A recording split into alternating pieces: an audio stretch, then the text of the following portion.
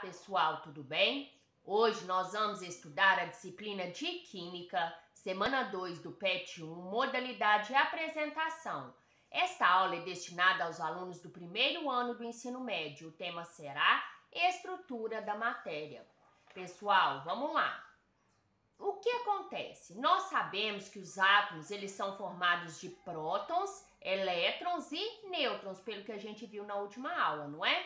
Os prótons têm carga positiva, os elétrons têm carga negativa e os nêutrons têm carga neutra. Nesse caso, pessoal, os elementos eles estão agrupados na tabela periódica. E todo elemento na tabela periódica possui a sua massa e o seu número atômico. Esse número atômico, pessoal, ele seria mais ou menos o número de identidade daquele elemento químico. Cada pessoa possui um número de identidade, não é mesmo? Então, os elementos também possuem seu próprio número de identidade. Os elementos estão agrupados na tabela periódica, eles não estão julgados aqui não. Eles estão agrupados de acordo com as suas propriedades semelhantes e também de acordo com a ordem crescente de número atômico. Por exemplo, 1, 2, 3, 4, 5, 6, 7, 8 e 9. Aqui eu tenho o nome do elemento e aqui eu tenho a massa desse elemento, ok? Então vamos lá. O que vai ser a massa atômica? A massa de um átomo daquele elemento, vai ser o A. Número atômico vai ser Z. O que eu vou fazer, pessoal? Eu vou ter duas fórmulas. Z, que é igual a P, que é igual a E, e N é igual a A menos Z. Vamos lá, vamos fazer alguns exemplos. Por exemplo, o sódio. Ele tem Z igual a 11 e A igual a 23. Então, Z, que é igual a P, que é igual a E. Se Z é 11, prótons é quantos? 11. Elétrons, 11.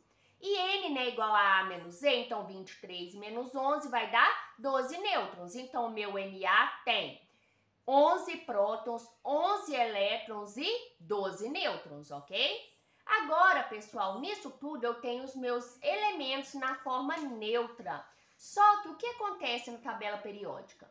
Na tabela periódica, pessoal, eu tenho esses elementos aqui, ó, que são os gases nobres. O que acontece com esses gases nobres? O que faz eles serem nobres e tão importantes? Eles têm 8 elétrons na última camada. Por exemplo, nós nos discutimos que os elétrons eles estão em camadas específicas. Então, esses aqui, esses gases nobres, eles possuem a camada, a última camada completa, então eles são estáveis.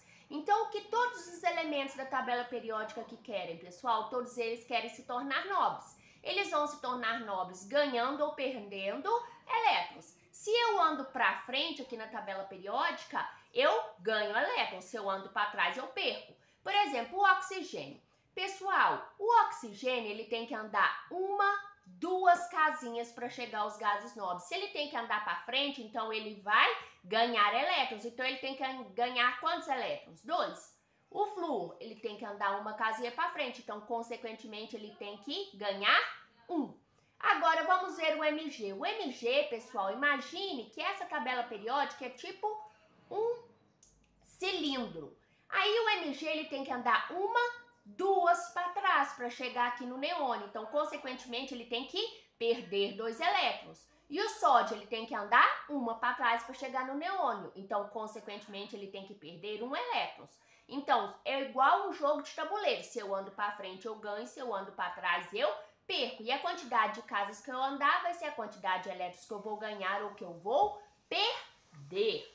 Então, nesse caso, pessoal, eu formo cátions e ânions. O que são cátions? São quando os átomos, os elementos, perdem elétrons, andam para trás e ficam com carga positiva. Por quê? Se eu perco carga negativa, se eu perco elétron, eu fico o quê? Positivo.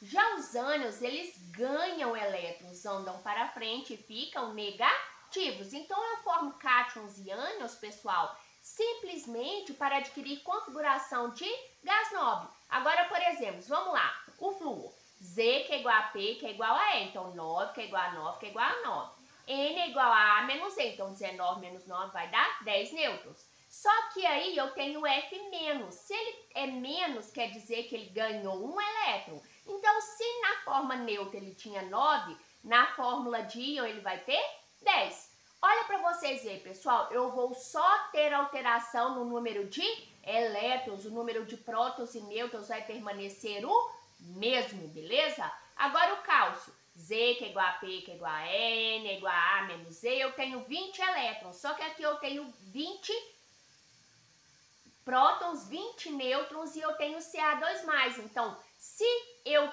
tenho a carga 2+, quer dizer que eu andei para trás, então eu perdi 2 elétrons. Então, se eu tinha 20, agora eu vou ter quanto? 18, beleza? Agora, pessoal, eu tenho o diagrama de Linus-Pauling. O que é esse diagrama de Linus-Pauling? Vocês lembram que eu falei para vocês que cada elétron tem o seu nível de energia? Agora, pessoal, dentro do meu nível de energia, eu tenho subníveis. O que acontece? Imagina, toda pessoa tem a sua casa e tem a sua cama, beleza? Então, o que acontece? Eu não vou deitar na cama da minha irmã, porque ela tem a cama dela, eu tenho a minha. Então, é assim, cada elétron tem a sua casa e cada elétron tem a sua caminha. Então, o que significa a distribuição de níveis e subníveis? Nada mais é do que a localização dos elétrons dentro das camadas e da subcamada. Aí, essa distribuição aqui é uma ordem crescente de energia, da menor para a maior. 1s2, 2s2, 2p6, 3s2, 3p6 e daí por diante. O que acontece, pessoal? Eu tenho 7 camadas que esses elétrons podem estar. E tenho 4 subníveis, que vai ser o S, o P, o D e o F. No caso, pessoal, esse númerozinho aqui, ó, vai ser a quantidade de elétrons em cada subnível. Olha para vocês verem. No subnível S cabe 2 elétrons, no P, 6, no D, 10 e no F, 14. O S tem uma caixinha, o P tem 3, o D tem 5 e o F tem 7. O que acontece aqui, pessoal? Cada caixinha, ou seja, cada orbital, ele pode ter 2 elétrons. E esses elétrons, eles estão distribuídos desemparelhados, um para cima e um para baixo. Então, para eu colocar esses elétrons, eu tenho que colocar primeiro tudo para cima e depois vou colocando tudo para baixo, beleza? Olha para vocês verem, pessoal. Aqui vai ser o meu átomo. Aqui eu tenho o núcleo com os prótons e os nêutrons e tem as 7 camadas. 1, 2, 3, 4, 5, 6 e 7. K, L, M, N, O, P, I, Q. Na camada K tem o subnível S. Na L, subnível SP. Na M, SP e o D. Na N, SPDF. Na O, SPDF. E na P, SPD. E na Q vai ter os subníveis SP. Nada mais é do que a casinha e a caminha. Ou seja, subníveis dentro de um nível, beleza? Então, o que acontece esse 6D10, pessoal? No nível, na camada 6, no subnível D, eu tenho 10 elétrons, beleza? Agora, eu tenho outra consideração, que vai ser os isótopos, isóbaros, isótonos e isoeletrônicos. Isótopos são elementos que possuem o mesmo número de prótons, isóbaros, mesmo número de massa, isótonos, mesmo número de nêutrons e isoeletrônicos possuem o mesmo número de elétrons. Agora, pessoal, vamos fazer um exemplo. Por exemplo, o Na e o Na+. O Na, pessoal, a distribuição eletrônica, como que eu vou fazer? Eu tenho quantos elétrons no Na? O número atômico dele é 6, 7, 8, 9, 10. O número atômico é 11. Então, eu tenho que distribuir elétrons, ok? Então, eu vou copiar a ordem crescente. 1s2, 2s2, 2p6. Aqui eu teria o 3s2. Só que como o Na tem 11 elétrons, eu tenho que distribuir quanto? 11, eu não posso distribuir 12. Então, eu vou colocar 3s1. Então, o meu último subnível aqui, pessoal, a minha última distribuição vai ficar uma caixinha com um elétron só, porque o S não é uma caixinha só. E aqui um elétron eu coloco um para cima. Sara, mas aqui é 2. Pessoal, eu copio até onde eu precisar. Eu posso colocar menos que o subnível comporta, mas eu não poderia colocar S4, porque cabe só 2 no subnível S. Agora o Na+. No Na+, pessoal, ele não perdeu um elétron, então eu tiro do último. Então, ele vai ficar só até o 2p6. Aí, aqui, ó, 6 elétrons no P. O P não é 3 caixinhas? Então, 2, 4, 6. Pra cima e pra baixo, tudo completinho. Viu como que ele adquiriu configuração de gás nobre? Pessoal, o último subnível dele está completo. Isso adquire o quê? Isso dá estabilidade ao meu elemento, beleza?